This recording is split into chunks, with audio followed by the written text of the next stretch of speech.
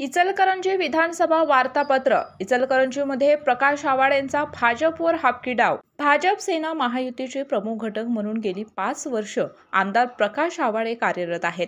परंतु भाजपचे सहयोगी सदस्य असून देखील भाजपने त्यांना अद्याप पक्षात प्रवेश दिलेला नाही. आगामी विधानसभा निवडणुकीसाठी भाजपकडून माजी आमदार सुरेश हाळवणकर यांना उमेदवारी दिली जाण्याच्या शक्यतेने आमदार प्रकाश आवाडे यांनी भाजपवर हापकी डाव टाकला आहे. त्यांनी स्वतः विधानसभा निवडणुकीच्या रिंगणातून माघार घेतली आहे.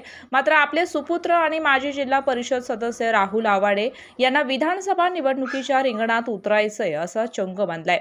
कुठल्या पक्षाचा लंगोट चढवायचा याचा निर्णय त्यांनी गुलदस्त्यातच ठेवलाय. मात्र राहुल आवाडे विधानसभा निवडणुकीच्या रिंगणात नक्की असतील अशी खेळी करून आवाडे यांनी भाजपच्या तंबूत खळबळ माजवली आहे. भाजपने राहुल आवाडे यांना विधानसभेची उमेदवारी दिली तर ठीकच, पण नाही दिली तरी शिंदे शिवसेना गट आणि आवाडे यांचा स्वतःचा पक्ष असलेल्या ताराराणी आघाडीकडून राहुल आवाडे यांना रिंगणात उतरवायचे आणि जिंकून देखील आणायचे असा ठाम निर्धार करून आवाडे गट कामाला लागल्यानं भाजपमध्ये खळबळ उडाली आहे. हे करत असताना शिरोळ आणि हातकणंगले मतदारसंघात देखील ताराराणी आघाडी पक्षाचे उमेदवार उभे करण्याची जय्यत तयारी आवाडे गटानं सुरू केल्यामुळे भाजपच्या गोटात अस्वस्थता पसरली आहे.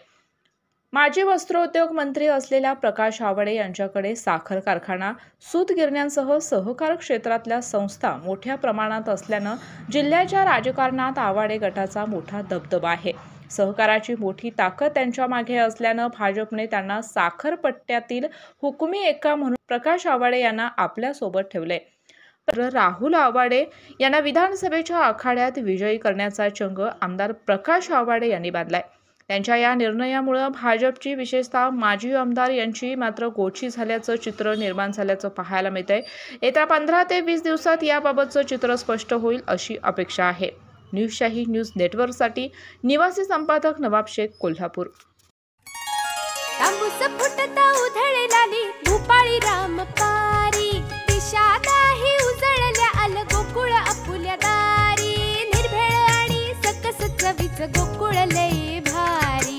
चव आहे कोल्हापुरी गोकुळ लय भारी. गोकुळची दर्जेदार दुग्ध उत्पादने. गोकुळ, अस्सल चव कोल्हापूरची.